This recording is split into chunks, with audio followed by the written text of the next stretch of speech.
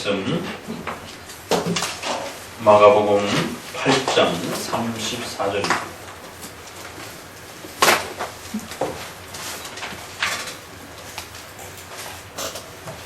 마가복음 8장 34절부터 9장 1절까지 제가 공부하겠습니다. 무리와 제자들을 불러 이르시되 아무든지 나를 따라오려거든 자기를 부인하고 자기 십자가를 지고 나를 쫓을 것이니라. 누구든지 제 목숨을 구원코자 하면 잃을 것이요 누구든지 나와 복음을 위하여 제 목숨을 잃으면 구원하리라. 사람이 만일 온 천하를 얻고도 제 목숨을 잃으면 무엇이 유익하리요? 사람이 무엇을 주고 제 목숨을 바꾸겠느냐? 누구든지 음란하고 죄 많은 세대에서 나와 내 말을 부끄러워하면 인자도 아버지의 영광으로 거룩한 천사들과 함께 올 때에 그 사람을 부끄러워하리라. 또 저희에게 이르시되 내가 진실로 너에게 이르노니 여기 섰는 사람 중에 죽기 전에 하나님의 나라가 권능으로 임하는 것을 볼 자도 있느니라 하시니라. 아멘.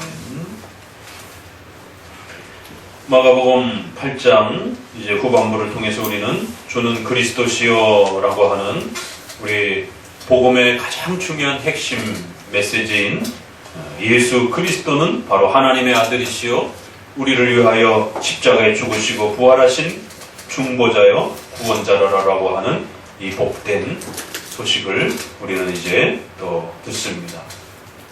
앞서 말씀드렸던 것처럼 수많은 사람들은 예수님을 찾는 다양한 목적들을 가지고 교회에 나오지만 이제 그 많은 그러한 모습들이 성경이 가르치는 그러한 예수님을 찾기 위함이 아니라 인간의 삶 속에서 의식주 문제를 해결하기 위해서 자신의 욕망과 또 종교적인 또 그러한 갈증을 해소하기 위해서 다양한 목적과 방식으로 예수님을 찾는 것을 보게 됩니다.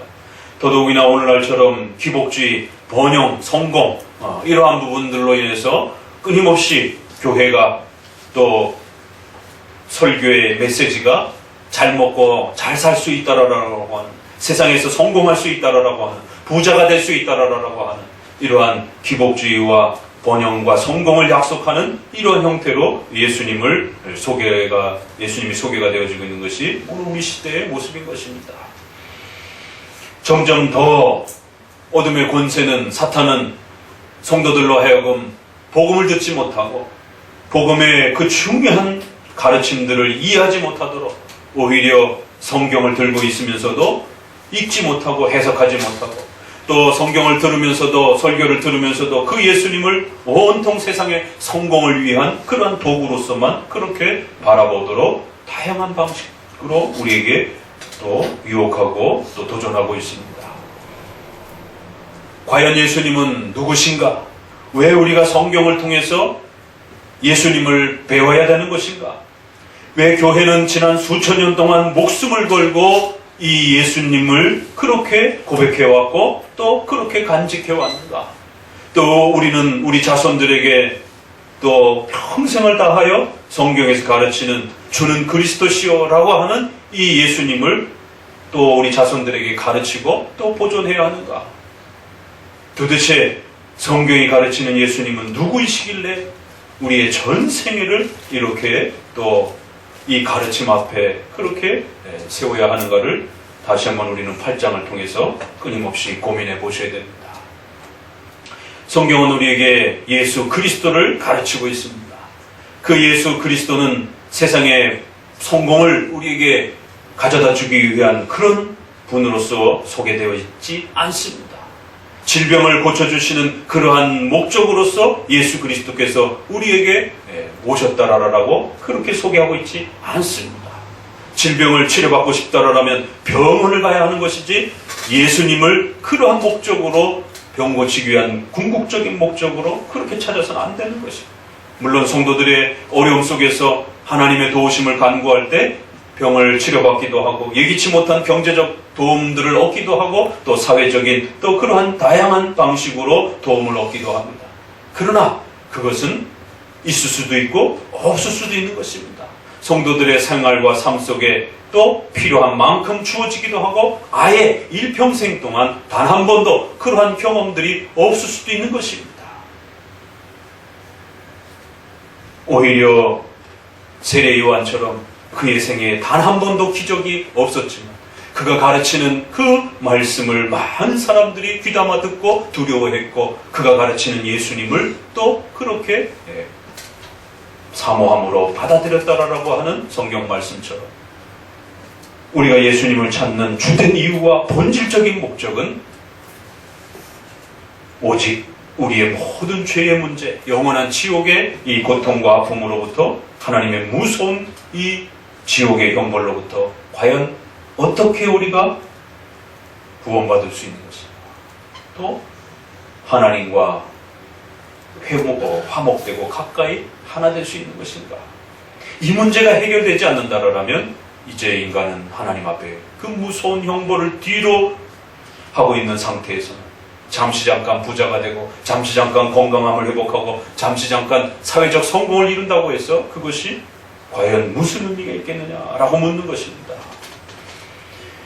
이처럼 주는 그리스도시요 라고 고백했던 이 고백 안에는 그들이 바라보았던 30세 전후의 청년을 또 목수의 이러한 아들이라고 하는 가장 하찮은 그러한 일들을 감당하면서 살아왔던 그러한 볼품없어 보였던 외적으로는 그렇게 하등의 권위와 존경과 높임을 받을 만한 그러한 모습을 갖추고 있지 못했던 예수라고 하는 한 청년을 소개하면서 그분은 여호와시요 하나님이시요 온 만왕의 왕이신 주님입니다 라고 고백하면서 그리고 그러한 하나님께서 우리를 죄로부터 구원하시고 그 죄의 문제를 해결하기 위하여 이 땅에 특별한 임무를 특별한 직분을 받으시고 구별함을 받으셔서 이 땅에 그렇게 오셨습니다.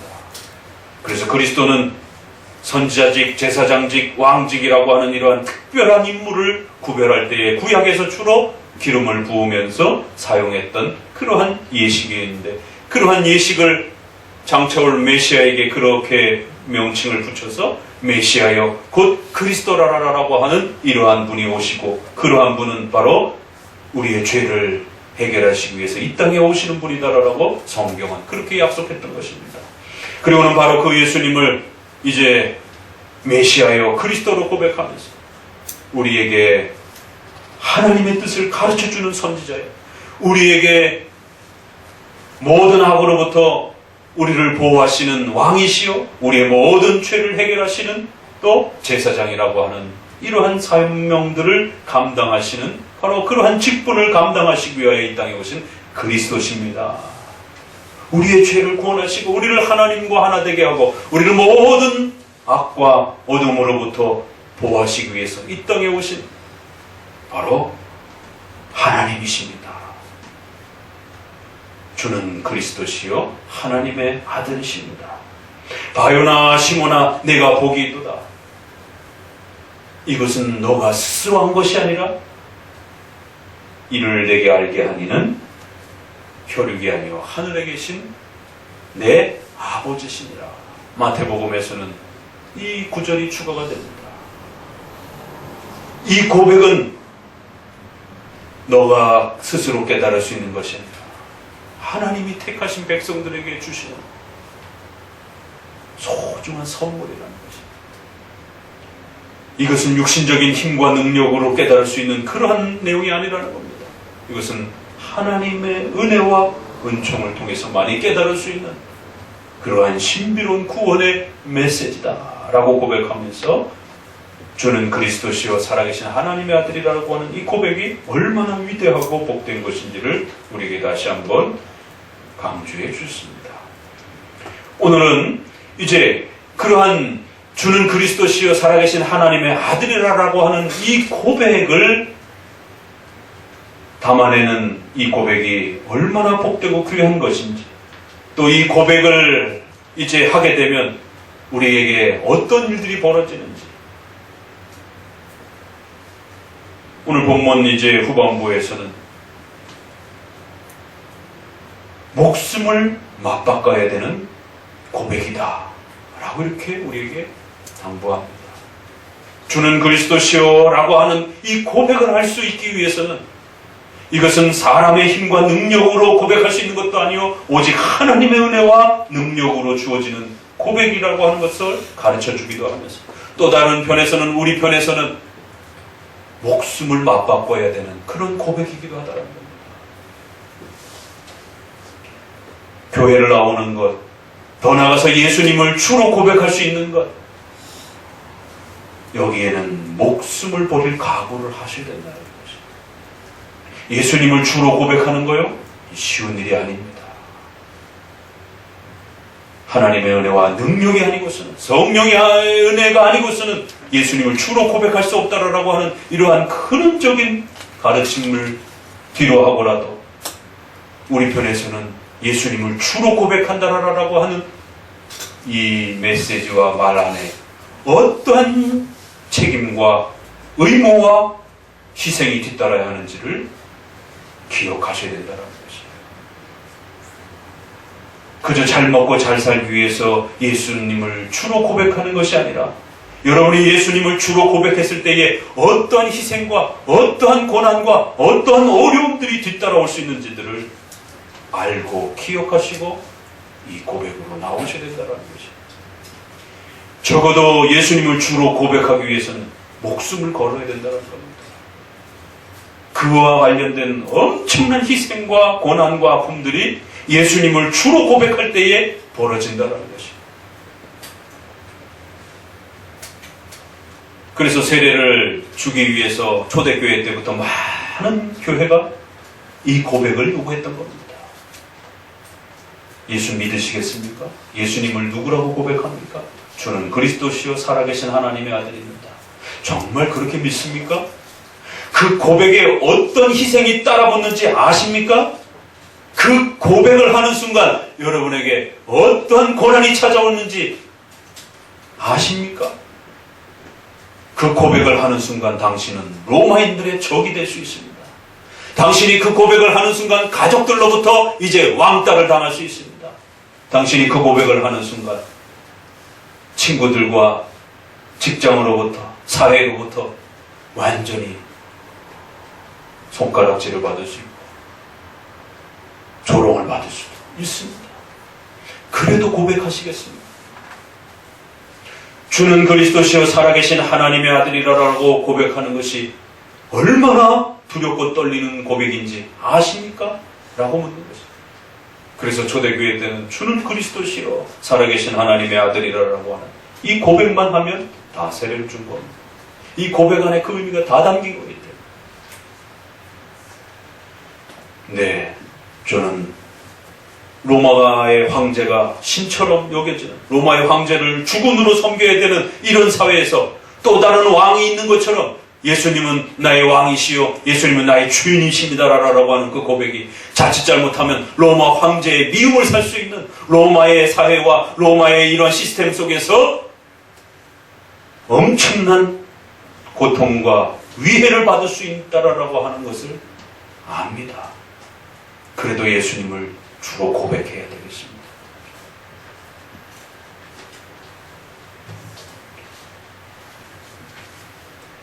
내가 발 딛고 살아갔던 사회와 안전하게 살았던 그 모든 가족들과 또 모든 직장과 삶 속에서, 문화 속에서 예수님을 주님으로 고백하는 그 순간 닥치게 되는 수많은 위험들과 어려움들을 알고는 있는가? 라고 묻는 것이. 자칫 잘못하면 그 고백 때문에 당신의 목숨을 잃을 수도 있고, 당신은 십자가를 져야 되는 그런 고통과 희생을 겪을 수도 있는데, 주는 그리스도시요 라는 고백을 할 수 있겠습니까? 우리에게는 십자가라고 하면 가슴에 와닿지는 않습니다. 십자가 처형이라든가 십자가 이런 모습들을 구경해 본 적이 없습니다. 그러나 매일매일 같이 로마인들을 그 통치 아래에서 적어도 1세기에는 반란 자와 또 이런 악독한 자들을 자기들의 눈앞에서 십자가의 처형을 매일매일 볼 수 있는, 적어도 그런 사회에 많은 사람들이 보는 앞에서 십자가의 처형을 향하는 그러한 시대 앞에서 예수님을 주로 고백하게 되면 당신은 십자가를 질 수도 있습니다 라고 하면 이거 보통 쉬운 말이 아닙니다. 오늘 우리 시대의 사람들에게 있어서는 당신이 교회를 나오게 되면, 예수님을 주로 고백하게 되면 술, 담배를 한국 사회에서는 끊어야 되는데 괜찮겠습니까? 당신이 만약에 예수님을 주로 고백한다라면 주일날 가족들하고 놀러 가야 되고, 주일날 편안하게 소파에 누워서 TV 보면서 쉬어야 되는데, 주일날 하루 종일 와서 예배드리고 성경 공부하고 또 봉사도 해야 되고 많은 일들을 해야 되는데 그거 괜찮겠습니까? 라고 물으면 그래요? 그럼 좀 생각해 봐야 되겠다. 그런 많은 자유들을 제한당합니까? 그런 많은 즐거움들을 포기해야 됩니까? 교회 가면 돈 벌게 해준다며요. 교회 가면 병 고쳐준다며요. 교회 가면 잘 먹고 잘 살 수 있다며요. 그래서 좀 가보려고 했더니만 교회 가면 그런 많은 희생들을 치러야 됩니까? 교회 가면 그런 많은 위험을 감수해야 됩니까? 그러면 좀 더 생각해 봐야 되겠다. 이 정도만 요구해도 많은 분들이 주저주저합니다. 그런데 오늘 본문에서는 주님은 그리스도시요 살아계신 하나님의 아들이라고 고백하게 되면 목숨을 걸어야 된다. 십자가를 칠 수도 있다라고 말합니다. 그 십자가가 뭔지는 얘기 안 해요. 그렇지만 1세기 당시의 백성들에게는 십자가 그러면 제일 먼저 떠오르는 것은 그 골고다 언덕에서 처형받는 그 엄청난 쇳덩어리로 그렇게 묶여져 있는 채찍과 회초리를 맞으면서 그 십자가를 지고 동네를 지나가면서 처형받을 장소까지 끌려가서 죽어야 되는 그 십자가가 제일 먼저 떠오르는 것입니다. 자유를 조금 박탈당하는 거예요? 쉬는 거를 조금 못하는 거예요? 그런 문제가 아닙니다. 지금 1세기 당시에 이들에게 있어서 예수님이 너가 나를 주로 고백하게 되면 너 십자가를 질 수도 있는데 그게 괜찮겠느냐라고 물으시는 거죠. 너 죽을 수도 있는데 그 죽음도 단순한 죽음도 아니고 가장 고통스럽고 비참한 십자가라고 하는 그 처형에 그런 죽음을 당할 수도 있는데 괜찮겠느냐라고 묻는 거죠.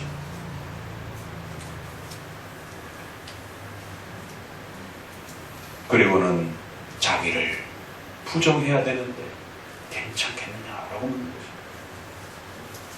우리 번역은 이렇게 좀 더 점잖게 번역이 되어 있지만 자기를 죽이라는 얘기예요. 너 자신을 죽여야 되는데 괜찮겠느냐라고 묻는 것입니다. 그렇습니까? 그런 많은 어려움들이 뒤따라옵니까? 예수님을 주로 고백하는 게 그런 일입니까? 교회 나오면 예수님을 믿으면 뭔가 좋은 일들이 다 생긴다라 그래서 전도받고 교회 왔는데 다음 주 오겠습니다. 생각해 봐야 되겠습니다. 나한테 전도하던 그 권사님 그런 얘기 안 하던데요. 교회 가면 우리 아들 좋은 대학에 갈 수 있다 해서 왔는데 이 목사님 왜 이러십니까? 그러니까 목회자의 설교가 좋은 대학 갈 수 있다라고 그렇게 설교해 주게 되는 거예요. 병 고칠 수 있다라고 설교해 주는 겁니다. 사업에 성공할 수 있다라고 설교해 주게 되는 것이죠. 어느 순간 목회자의 설교 속에서는 희생과 헌신과 고난과 죽음과 십자가와 처형과 자기를 죽이는 것과 이런 메시지들은 다 사라져버리는 것입니다.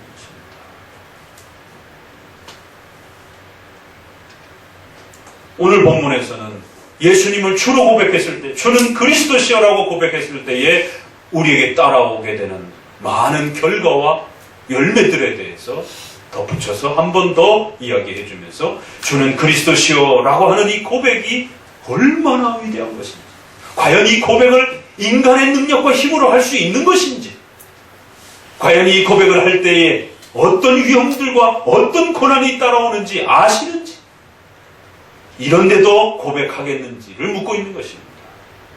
그래서 오늘 본문 후속적인 고백 속에는 자기 부정, 십자가, 목숨을 잃을 수도 있는데, 목숨을 잃어야 되는데, 온 천하를 얻고도 자신의 생명을 잃어버린다면 어떡할 것인지. 그럼 과연 그러고도 예수님 믿겠다라고 고백하겠는지, 예수님 믿는 것이 부끄럽지는 않는지 라고 묻는 것입니다. 예수님 믿는 것이 두렵지는 않는지. 이런 단어들이 우리가 평상시에 정말 듣기 힘든 단어들, 자기 부정, 십자가, 목숨을 잃는 것, 부끄러운 것, 두려운 것, 우리가 평상시에 굉장히 듣기 불편한 단어들이 오늘은 쏟아져 나옵니다. 이런데도 예수님을 믿으시겠습니까? 이런데도 예수님을 주로 고백하시겠습니까? 라고 묻게 되는 것입니다. 지난주에는 주님을 그리스도로 고백하면 뭔가 어마어마한 새로운 이런 기대감을 주었습니다. 그러나 오늘은 이제 그 주님을 고백할 때에 뒤따라오게 되는 엄청난 이 눈물과 희생과 고난의 이 아픔들을 보여줍니다. 그래서 예수님을 주님으로 고백하는 것은요, 사람의 힘으로 불가능한 겁니다. 우리가 믿고 고백해야만 하는 것입니다. 그럼에도 불구하고 우리의 힘으로 불가능한 이러한 신비로운 자리인 것입니다. 그래서 혈과 육으로 이루어지는 것이 아니라 하나님의 택한 백성들에게 주시는 이 길을 선택하고 이 고백을 하게 되면, 이 길을 걸어가게 되면 너의 인생에 목숨을 걸어야 되는 이 엄청난 희생이 뒤따르는데도 가겠느냐라고 물을 때 이 바보 같은 사람들이 도대체 무슨 생각을 가지고 가겠습니다라고, 예수님을 주로 고백하겠습니다라고 그렇게 고백하는 사람들이 있더라는 것입니다. 이건 이성적으로, 합리적으로 불가능한 일들이에요. 죽으러 가겠습니까? 라고 묻는데 죽으러 가겠습니다 라고 고백하는 사람들이 있더라는 것입니다. 이거 도대체 바보가 아니고서야 부귀 영화와 성공을 주겠다고 하는 그런 길도 아니고, 당신의 목숨을 버려야 되는 길인데, 당신을 죽여야 되는 길인데, 십자가를 짊어져야 되는 길인데 가겠습니까? 라고 묻는 그 길을 가겠다라고 고백하더라는 것입니다. 그래서 이것은 혈과 육으로 나는 것이 아니라 하나님의 은혜로, 성령 하나님의 새롭게 하시는 은혜가 아니고서는 이 고백을 할 수가 없는 겁니다. 누가 이 길을 가겠습니까? 거기 죽으러 가는 길이라고 하는데 누가 이 고백을 하겠습니까? 예수님을 주로 고백하기만 하게 되면 이제 당신 눈앞에 죽음이 준비되어 있습니다. 다 도망가는 것이. 그런데 성경을 통해서 예수님이 누구신지를 아는 자만이, 성경을 통해서 가르치시는 그 주님이 누구신지를 아는 자만이, 비록 우리 눈앞에 연약하고 볼품없어 보이지만 그분은 여호와 하나님이시여 우리를 구원하시기 위하여 이 땅에 오신, 인간의 몸을 가지시고 이 낮고 천한 이 땅에 오신 하나님 여호와 하나님의 아들이심을 아는 것이. 그래서 죽을 줄 알면서도, 그 길이 죽음의 길인 줄 알면서도, 그 길이 십자가의 길인 줄 알면서도 기꺼이 그 주님을 따라가겠다라고, 그 주님과 동행하며 살아가겠다라고, 그 주님은 단순한 사람이 아니라 하나님의 아들이시다라고 고백하면서 그 주님을 나의 주인으로 고백하게 되는 것입니다. 이게 바로 주는 그리스도시요 살아계신 하나님의 아들이십니다 라고 하는 이 어마어마한 복음의 이 고백의 모습이라는 겁니다. 한편으로는 너무너무 영광스럽고 복되고 가슴 벅찬 고백입니다. 그러나 한편으로는 목숨을 내놔야 되는 고백이고, 내 자신을 죽여야 되는 그러한 자리고, 내 가족과 사회와 그 사회로부터 따돌림을 받을 수도 있는, 손가락질을 받을 수도 있는, 외면을 받을 수도 있는 그러한 고백이기도 한 겁니다. 북한과 같은 사회에서는, 이슬람과 같은 사회에 있어서는 주는 그리스도여시오라고 고백했다가는 길거리에서 그 자리에서도 돌맞아 죽을 수도 있는, 가족들에 의해서도 돌맞아 죽을 수도 있는 그런 고백입니다. 오늘 다시 한번 주는 그리스도시요라고 하는 이 고백에 따라붙은 엄청난 이 위험과 또 아픔과 괴로움을 잘 들여다보시고, 예수님을 주로 고백하신 분들은 여러분이 도대체 무슨 고백을 한 것인지에 대해서 돌아보셔야 됩니다. 아직 예수님을 주로 고백하지 못한 분들은 이제 그 고백이 어떠한 길을 담보하고 있는 것인지를 충분히 아셔야 됩니다. 그래도 가시겠느냐라고 물을 때 아멘 하고 주는 그리스도십니다. 그리고는 세례 받는 것입니다. 자, 이사야 53장을 다시 한번 이 의미들을 되돌아보면서 읽어봅시다. 바로 이러한 고백의 핵심이 구약에서 가장 잘 드러나고 있는 본문이 이사야 53장입니다. 신약에서 구약을 가장 많이 사용하는 본문 중에 하나가 이사야 53장입니다. 예수님이 누구신지를 가르치는 데 있어서 신약에서 가장 빈번히 사용하는 구절이 이사야 53장입니다. 오늘 우리가 같이 읽었던 사도행전의 그 에디오피아 내시가 도대체 이 이사야에서 말하는 이 종이 누구이냐라고 묻는 것도 이 이사야입니다. 바로 이 이사야에서는 우리를 위하여 십자가에 죽으시고 부활하시는 이 위대하신 주는 그리스도시요라는 그 내용이 이렇게 소개가 됩니다. 53장 2절부터 그 말씀을 묵상하시면서 읽어봅니다. 그는 주 앞에서 자라나기를 연한 순 같고 마른 땅에서 나온 줄기 같아서 고용 모양도 없고 풍채도 없은즉 우리의 보기에 흠모할 만한 아름다운 것이 없도다. 그는 멸시를 받아서 사람에게 실어버린 바 되었으며 간고를 많이 겪었으며 질고를 아는 자라. 마치 사람들에게 얼굴을 가리우고 보지 않음을 받는 자 같아서 멸시를 당하였고 우리도 그를 귀히 여기지 아니하였도다. 그는 실로 우리의 질고를 지고 우리의 슬픔을 당하였거늘 우리는 생각하기를 그는 징벌을 받아서 하나님에게 맞으며 고난을 당한다 하였노라. 그가 찔림은 우리의 허물을 인하며 그가 상함은 우리의 죄악을 인함이라. 그가 징계를 받음으로 우리가 평화를 누리고 그가 채찍에 맞음으로 우리가 나음을 입었도다. 우리는 다 양 같아서 그릇 행하며 각기 제 길로 갔거늘 여호와께서는 우리 무리의 죄악을 그에게 담당시키셨도다. 그가 곤욕을 당하여 괴로울 때에도 그 입을 열지 아니하였으며 마치 도수장으로 끌려가는 어린 양과 털 깎는 자 앞에 잠잠한 양같이 그 입을 열지 아니하였도다. 그가 곤욕과 신문을 당하고 끌려갔으니 그 세대 중에 누가 생각하기를 그가 산자의 땅에서 끊어짐은 마땅히 형벌받을 내 백성의 허물을 인함이라 하였으리요. 그는 강포를 행치 아니하였고 그 입에 괴사가 없었으나 그 무덤이 악인과 함께 되었으며 그 묘실이 부자와 함께 되었도다. 여호와께서 그로 상함을 받게 하시기를 원하사 질고를 담게 하셨은즉 그 영혼을 속건 제물로 드리시기에 이르면 그 씨를 보게 되며 그 날은 길 것이요 또 그의 손으로 여호와의 뜻을 성취하리로다. 가라사대 그가 자기 영혼에 수고한 것을 보고 만족히 여길 것이다. 나의 의로운 종이 자기 지식으로 많은 사람을 의롭게 하며 또 그들의 죄악을 친히 담당하리라. 여호와께서 그로 상함을 받게 하시기를 원하사 성부 하나님께서 그 사랑하는 아들 예수 그리스도를 그의 택하신 백성들의 죄값을 해결하기 위하여 그 아들을 십자가의 형벌 아래 그렇게 기꺼이 두시기를 원하시고 기뻐하셨다는 것입니다. 도대체 사랑하는 아들을 버리시고 원수되었던 자들을 양자로 삼으시는 이러한 하나님의 사랑은 도대체 어떤 사랑이냐라는 것입니다.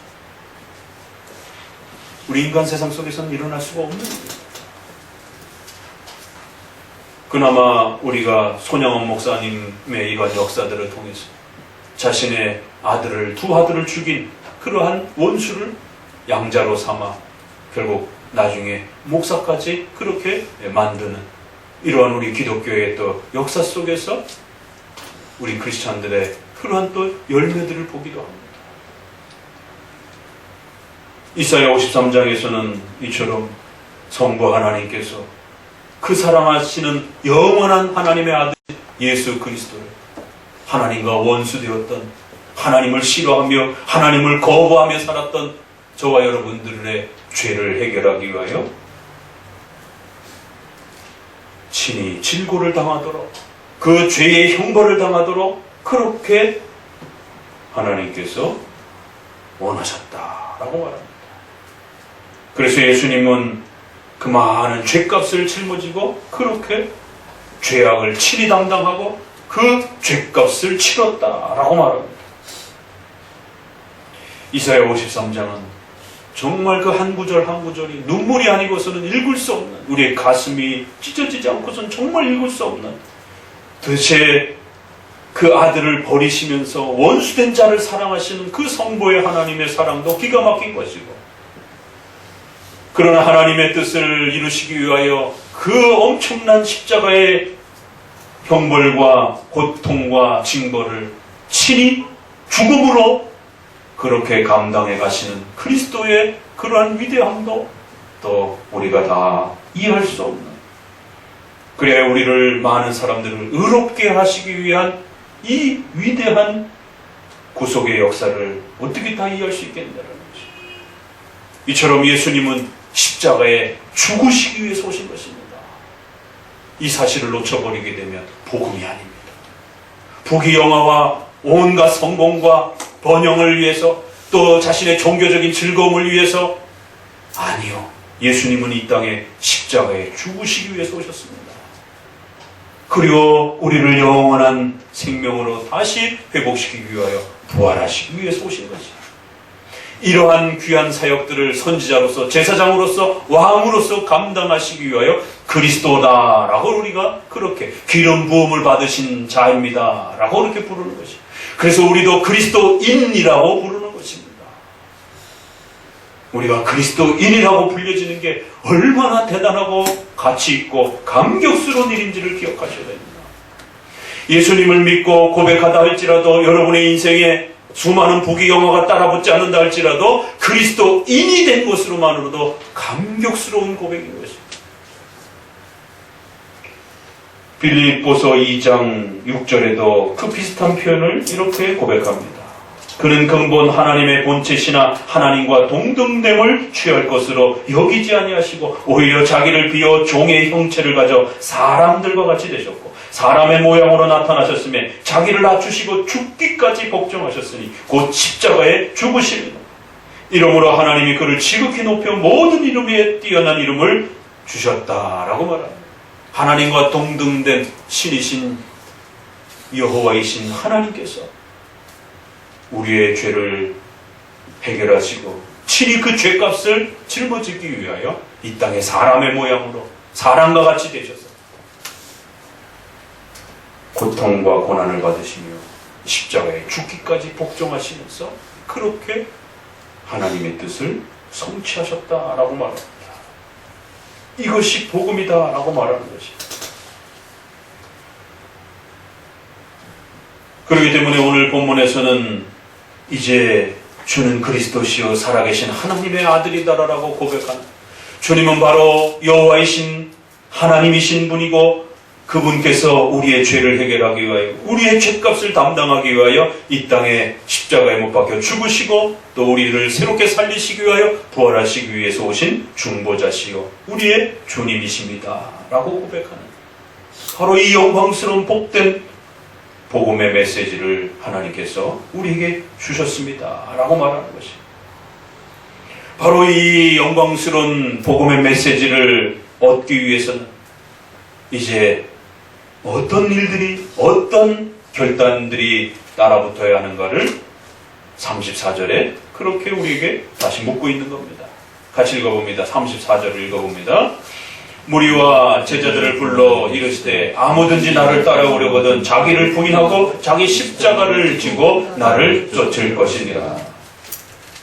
이 영광스러운 고백, 지옥의 형벌과 그 무서운 심판으로부터 하나님의 자녀가 되고 그리스도의 몸이 되어 그리스도와 하나 되어 영원토록 하나님과 함께 살아가는 이 복되고 귀한 복음의 이 영광스러움을 이제 고백하고 선택하는 순간 우리에게는 반드시 자기를 부인하고 자기 십자가를 지고 주님을 따르는 결단과 고백이 함께 뒤따라야 된다라고 요구하고 계신 것이에요. 세상 부귀영화를 다 끌어안으면서 주님은 그리스도십니다 라고 이렇게 고백할 수 없다는 것입니다. 세상을 내 마음대로 살아가기를 원합니다. 그러나 하나님의 도움도 좀 받기를 원합니다 라고 고백할 수는 없다는 겁니다. 세상에서는 내가 주인입니다. 그러나 주님도 주인일 수도 있습니다 라고 고백할 수는 없다는 것입니다. 내가 주인이든지 주님이 하나님이 주인이시든지 둘 중에 하나를 선택해야 된다는 것입니다. 주는 그리스도시요 예수님은 나의 주님이십니다. 나를 십자가의 그 형벌을 통하여 나를 구원하신 구원자이십니다 라고 고백하기 위해서는 더 이상 나는 내 인생의 주인이 아닙니다. 예수님이 내 인생의 주인이십니다. 당신이 이제부터 내 삶의 모든 것을 주관하시는 주님이십니다. 그리고 이제 나는 그리스도인으로서 살아가겠습니다. 당신이 나를 저 사망과 지옥의 형벌로부터 십자가의 죽음으로 구원하신 나의 중보자시요 구원자이십니다. 그리스도이십니다. 저도 이제 그리스도인으로 살아가겠습니다. 이 고백은 적어도 이런 고백과 결단을 담보로 하는, 전제로 하는 고백이지, 주님은 주님이신데 나도 내 인생이 주님입니다. 결정적인 순간에는 내가 원하는 대로 살아가겠습니다. 왜? 내 인생은 내가 주인이니까. 그렇게 고백할 수는 없는 것입니다. 주님은 그리스도이시지만 결정적일 때는 제가 그리스도인이라고 하는 것은 조금 생각해 봐야 되겠습니다 라고 말할 수는 없는 것입니다. 주는 그리스도시요 살아계신 하나님의 아들이시라고 고백하면 적어도 내 인생의 주인은 내게 아닙니다. 이제부터는 당신이 그리스도께서 예수님이 나의 주인이십니다. 예수님이 나의 주인이시면 이제 나는 그리스도인입니다.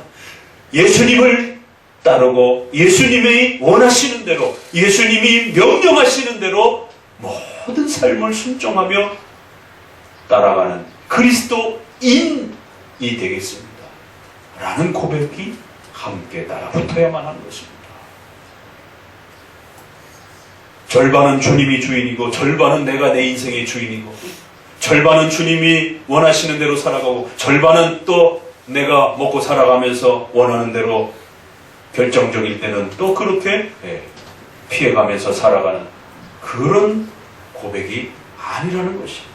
적어도 여러분이 주는 그리스도시요 살아계신 하나님의 아들이시다라고 고백하기 위해서는 여러분 자신을 죽여야 된다는 거예요. 여러분 자신이 여러분의 인생의 주인이다라고 하는 이 여러분의 정체성, 여러분이 여러분의 삶의 고유한 주인이요, 여러분은 여러분의 삶이 원하는 대로 여러분은 살고 싶다라고 하는 이 근원적인 인간의 본성, 본능 죽여야 된다는 것이에요. 그것을 십자가라고 이렇게 또 돌려 표현하셨습니다. 예수님을 믿는 것이 어디 가서 목매달아 죽으라는 얘기는 아닙니다. 자기를 죽여야 된다라고 말하지만 그것은 성경 전체적인 본문과 흐름을 따라서 도대체 우리 자신을 죽인다라는 게 무엇인가 라고 했을 때는 어디 가서 자살하라는 얘기가 아닌 것입니다. 우리 자신을 죽여야 된다라고 하는 것은 적어도 예수님을 우리의 주인으로 고백하는 그 순간부터는 적어도 내 인생이 이제부터는 내가 주인이 아니다라고 하는, 내 인생은 내가 주인이고 싶어하는 인간의 이 본능적인 욕망과 욕구를 접어야 된다는 거예요. 포기해야 된다는 거죠. 그걸 내려놔야 된다는 겁니다. 어디 가서 목숨을 끊어야 된다는 얘기가 아니라 우리 인간의 본성과 본능을 포기하라는 얘기예요. 그걸 죽인다, 자기 자신을 죽인다라고 말하는 것입니다. 이해 못하겠습니까? 그러니까 십자가에 죽는 것이다 라고 이렇게 다시 한번 이야기해 주시는 것이에요.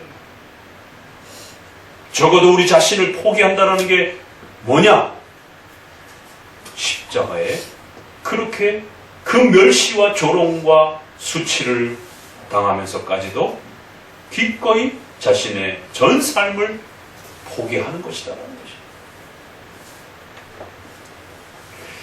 그래도 이해를 못하겠습니까? 그러니까 다음 구절에 누구든지 나와 복음을 위하여 목숨을 잃을 각오를 하는 것. 예수님을 받아들인다라면, 예수님께서 가르치는 명령을 따라서 살고자 한다라면 적어도 목숨을 잃을 각오를 하고 쫓으라는 것이에요. 예수님을 주님으로 고백하면 이슬람 사회에서는 죽습니다. 언제 어느 때 죽음을 당할지 모를 정도로 실제적으로 목숨을 잃습니다. 배교자로. 예수님의 많은 십계명의 명령과 예수님의 수많은 또 성경의 가르침을 따라 살려고 하게 되면 자칫 우리의 생계에 큰 위협을 당할 수도 있습니다. 사회로부터, 직장으로부터 따돌림을 당할 수도 있습니다. 목숨을 잃을 수도 있는 위기를 겪을 수도 있다는 것이. 그래서 온 천하를 얻고도 제 목숨을 잃으면 무엇이 유익하겠느냐? 사람이 무엇을 주고 제 목숨을 바꾸겠느냐? 라고 다시 한번 거듭거듭 물으시면서 예수님을 주로 고백한다라고 하는 것입니다.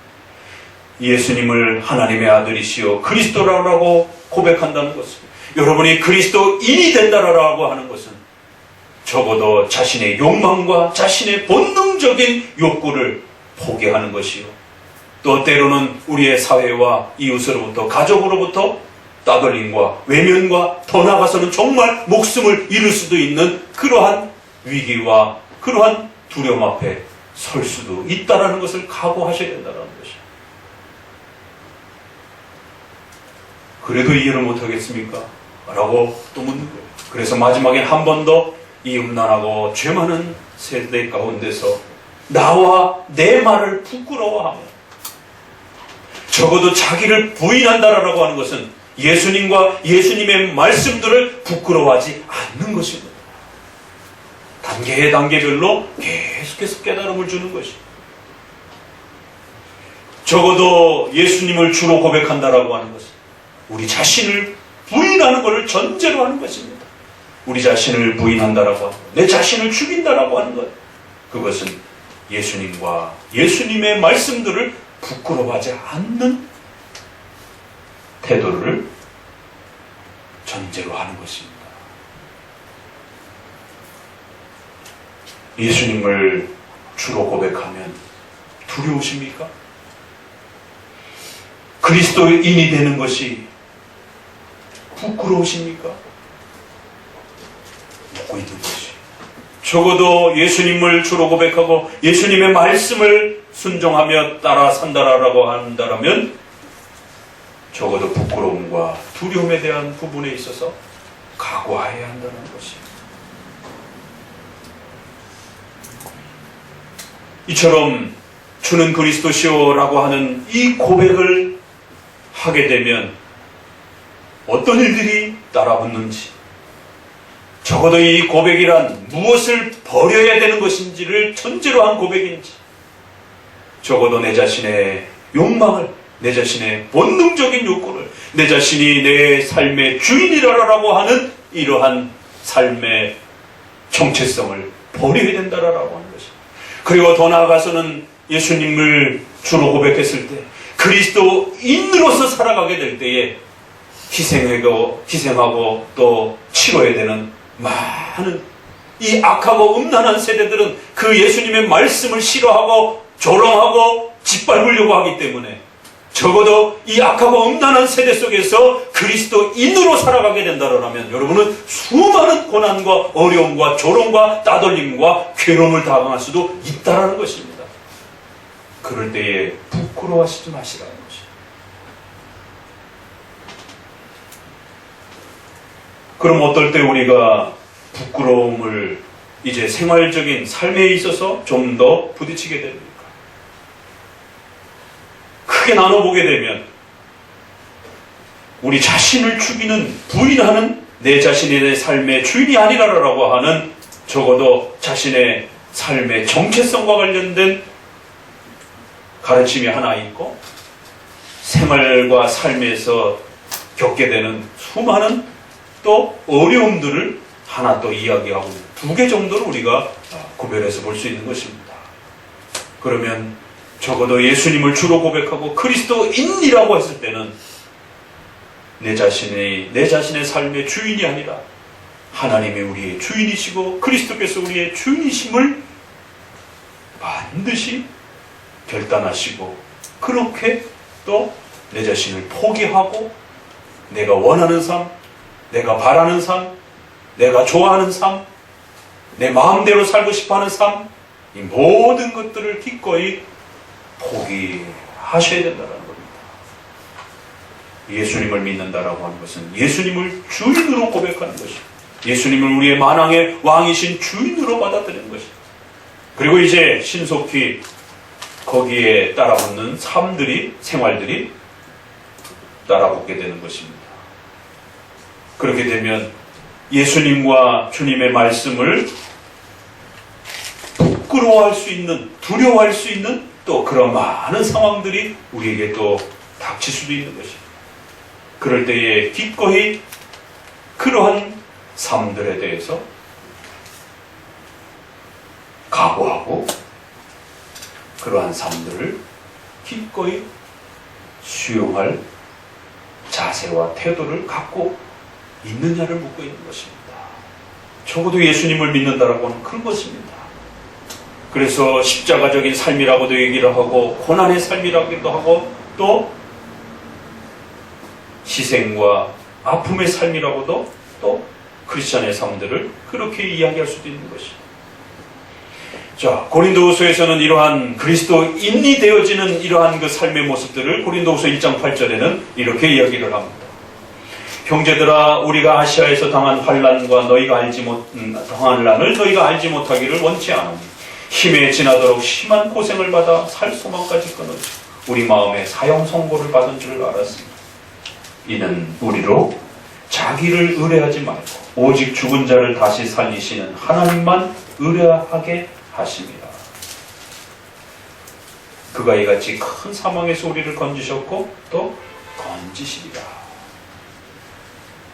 적어도 그리스도인이 된다라고 하는 것은 음란하고 죄 많은 이 세대 가운데서 우리를 구원하시기 위한 그런 하나님의 역사가 우리 삶에 들어오는 것이고, 또 구원받고 난 이후에도 우리의 육체의 연약함 때문에 여전히 죄의 유혹을 받고 있어서 우리의 삶이 죽음으로써 성화되어지고 새로운 부활의 몸으로 성화되어지기 전까지 끊임없이 이 죄악된 세상 속에서 죄로 물들지 아니하도록 하나님께서는 우리를 더욱더 가혹한 회초리로, 의로운 회초리로 우리를 책망하신다는 것이. 그래서 성도들이 죄와 함께 멸망하지 않도록, 죄를 짓지 않도록, 죄에 빠지지 않도록, 우리 자신을 의뢰하며 내 욕망과 욕심대로 살지 않도록 죽은 자를 다시 살리신 그 하나님만 의뢰하며 살 수 있도록 어떻게 한다고요? 우리 마음에 사형 선고를 느낄 정도로, 소망이 다 끊어져서 살 소망까지 다 잃어버릴 정도로 심한 고생을 받아서 엄청난 환난과 고통들을 겪게 하셨다라고 말합니다. 우리의 선조들뿐만 아니라 이제 우리들도 동일한 그 부르심 앞에 서 있는 것입니다. 이제 그리스도인이 되시게 되면 하나님의 그 의로운 회초리를 받을 각오를 하셔야 됩니다.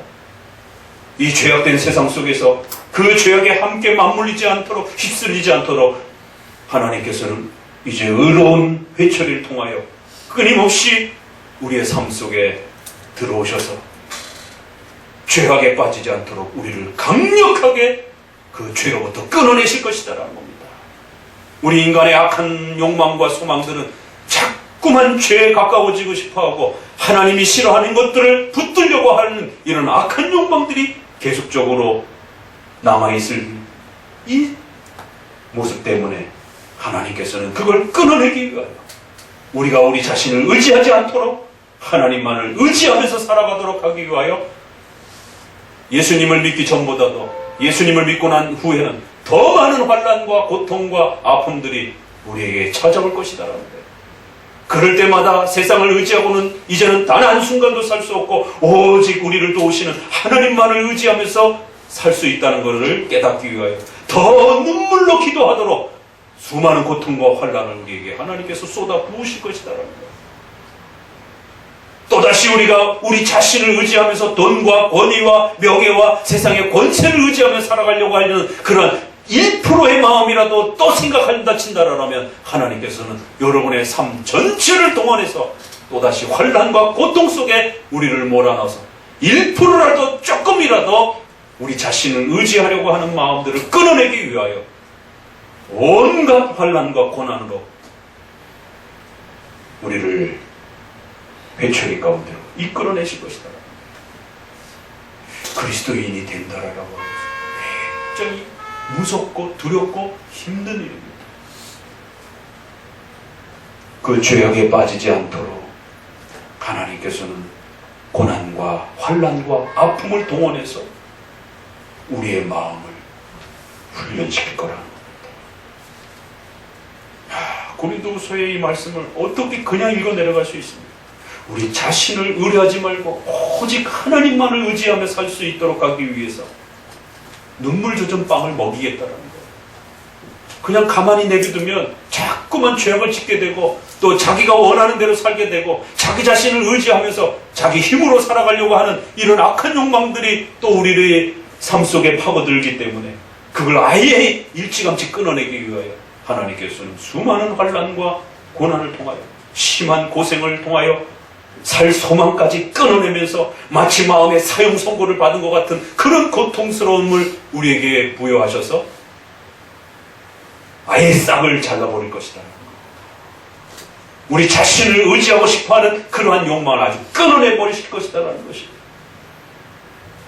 그게 그리스도인으로서 살아가는 삶이라는 것이. 고린도후서 5장 15절에는 연속해서 또 이렇게 말합니다.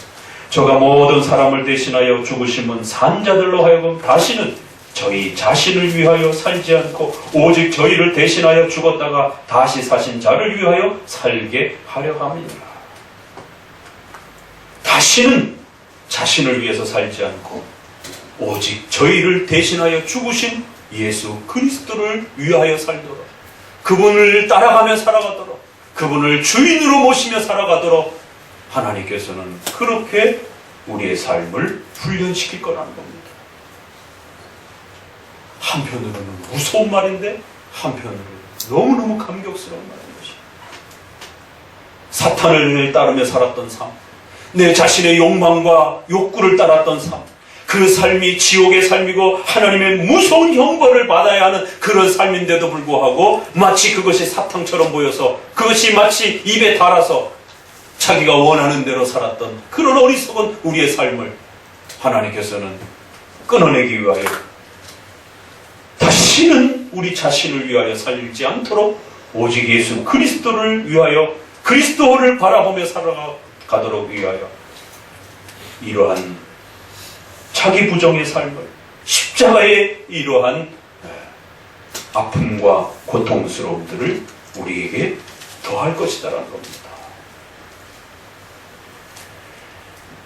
우리 마태복음 10장을 이제 같이 한번 읽어보도록 합니다. 마태복음 10장에서는 이것을 좀 더 다양한 방식으로 삶의 여러 경우들의 모습들을 이렇게 함께 어우러서 표현을 합니다.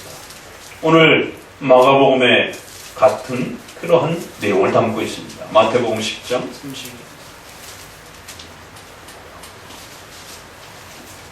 마태복음 10장 32절 읽습니다. 누구든지 사람 앞에서 나를 시인하면 나도 하늘에 계신 내 아버지 앞에서 저를 시인할 것이요. 누구든지 사람 앞에서 나를 부인하면 나도 하늘에 계신 내 아버지 앞에서 저를 부인하리라. 내가 세상에 화평을 주러 온 줄로 생각지 말라. 화평이 아니요 검을 주러 왔노라. 내가 온 것은 사람이 그 아비와 딸이 어미와 며느리가 시어머니와 불화하게 하려 함이니 사람의 원수가 자기 집안 식구니라. 아비나 어미를 나보다 더 사랑하는 자는 내게 합당치 아니하고 아들이나 딸을 나보다 더 사랑하는 자도 내게 합당치 아니하고 또 자기 십자가를 지고 나를 쫓지 않는 자도 내게 합당치 아니하니라. 자기 목숨을 얻는 자는 잃을 것이요 나를 위하여 자기 목숨을 잃는 자는 얻으리라. 예수님을 주님으로 고백하고 그리스도로 고백하는 것은 적어도 우리 삶 전체를 걸어야 되는 것입니다. 절반은 주님으로 고백하고 절반은 내가 내 인생의 주인으로서 살아가는 그러한 방식은 아예 돌아가라는 것이 합당치 않다. 그럴 생각이라면 아직 예수님을 믿을 단계가 아니 되었다는 것이. 예수님을 주로 고백한다라고 하는 것은 이처럼 삶에 있어서 우리의 많은 삶에 이제 다른 방식의 삶을 우리에게 요구하게 됩니다. 그러다 보면 세상 사람들의 가치관과 다르게 살아가야 돼요.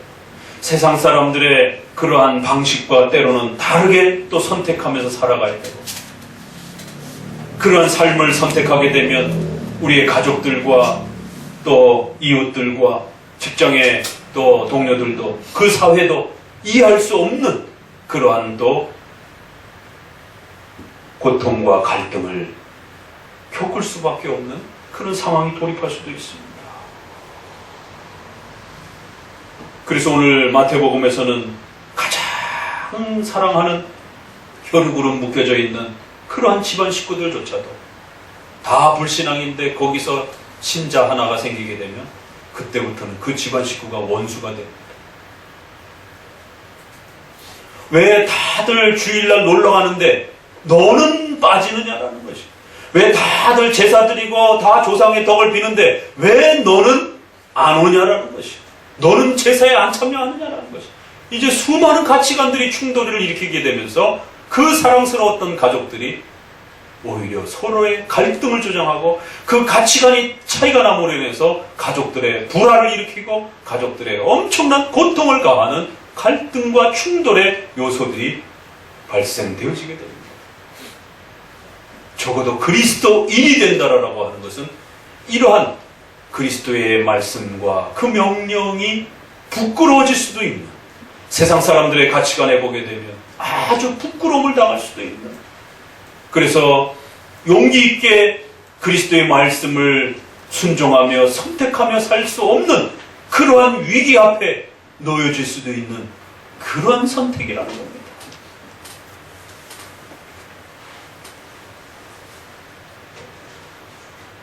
왜 가족들이 혈육으로 묶여져 있는 가족들이 이해를 못합니까? 도대체 이 신앙이라는 게 뭐길래? 그런데 다른 건 다 이해를 해도 이 신앙을 갖게 되면, 기독교인이 되게 되면, 그리스도인이 되게 되면 왜 그토록 이해를 하지 못하는지 참 희한한 일이 벌어지는 것이에요.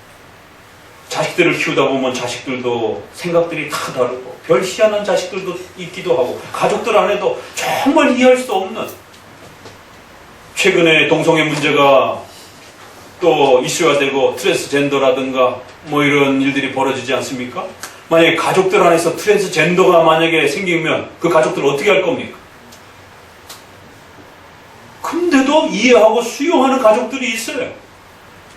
근데 왜 그리스도인만 되면 마치 그 집안에 전쟁이 난 것처럼 기독교인을 미워하고 그 기독교인을 외면하고 그 기독교인을 따돌리고 그 기독교인을 배제시키고, 트랜스젠더와 전혀 다른 가치관까지도 가족이라고 하는 그 이유 하나로 포용하면서도 그리스도인이 되게 되면 포용하지 못하는, 미워하는 이런 일들을 보게 됩니다. 이 약하고 음란한 세대이기 때문에 그런 것이. 인간의 죄악된 본성 속에 그리스도인만은 두고 볼 수가 없는 것이에요. 그래서 크리스천들은 더 더 많은 아픔을 당하고 더 많은 고통들을 당하기도 하고 더 많은 외로움을 당하기도 하고 더 많은 고통들을 겪기도 하는 것입니다.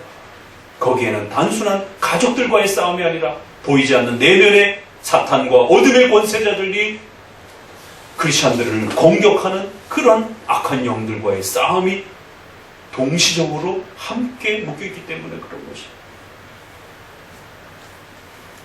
그래서 그리스도인이 되어버리게 되면 가족들과의 그 화목했던 가족들도 오히려 분쟁과 갈등이 일어날 수 있고 오히려 엄청난 고통이 그 가족 안에 일어날 수도 있는 이런 일이 벌어진다는 것이죠.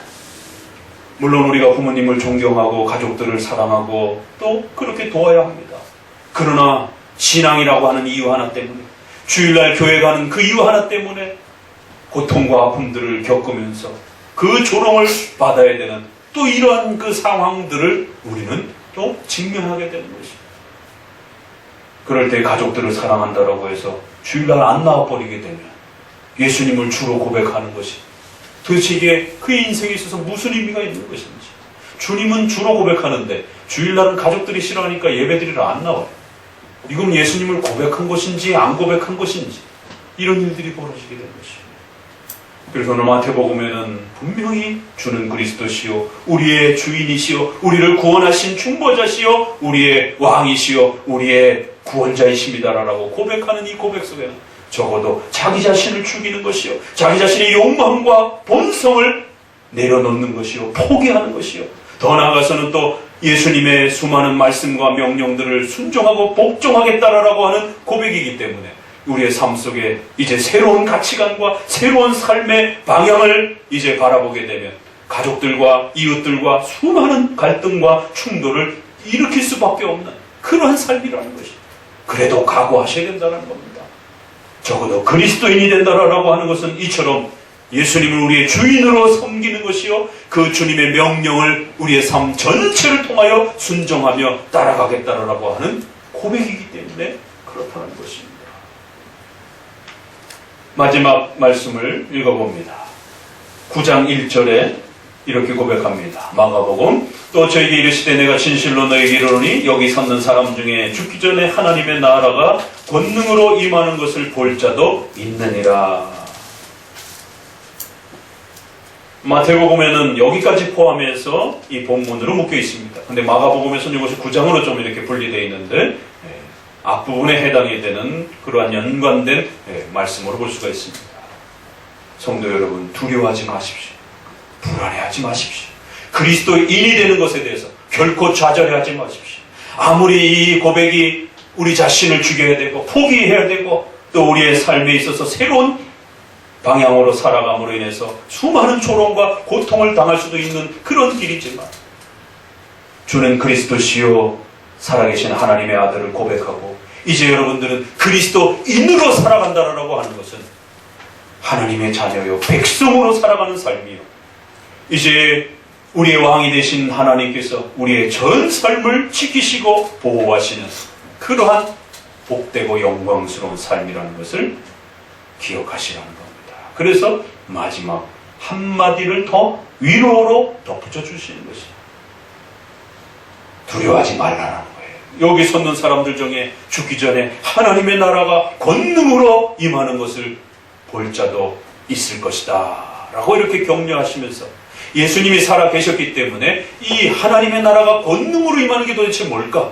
이 모든 두려움을 극복하고 이 모든 두려움을 넘어설 정도로 어마어마한 이 하나님의 나라의 권능으로 우리를 위로하고 우리를 붙잡아주는 이 강력한 힘이 있더라는 것이에요.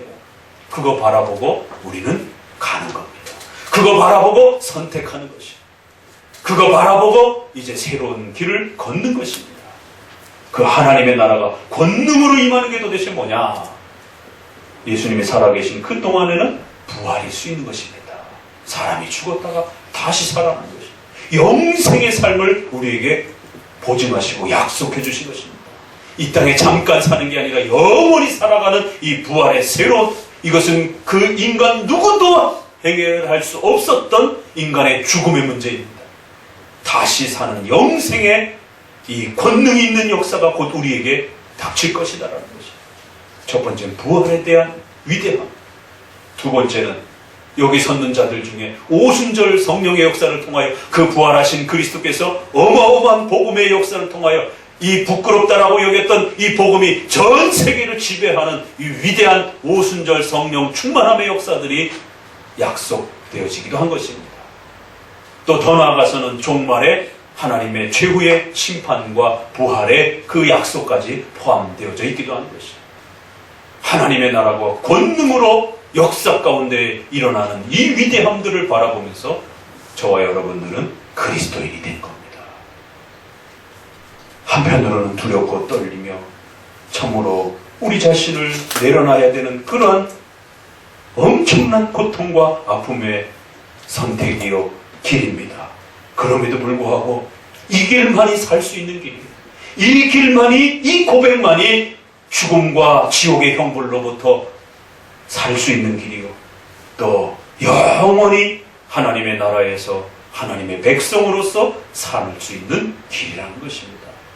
비록 이 땅에서는 육체의 연약함 때문에 죄의 그 유혹으로 인하여 그 죄의 유혹들을 끊어내기 위하여 우리 자신을 십자가에 죽이는 것처럼 우리 자신을 죽이고 포기하고 욕심과 욕망과 싸워가야 되는 그 고통 앞에서 때로는 수많은 환난과 어려움들을 각오하셔야 되는 그런 길이기도 하지만, 그러한 훈련들을 통하여 우리는 더욱더 또 의로워지는 성화의 거룩함의 영광스러움들을, 또 하나님의 자녀로서 성장해가는 그 거룩함들을 또 맛보게 되는 것입니다.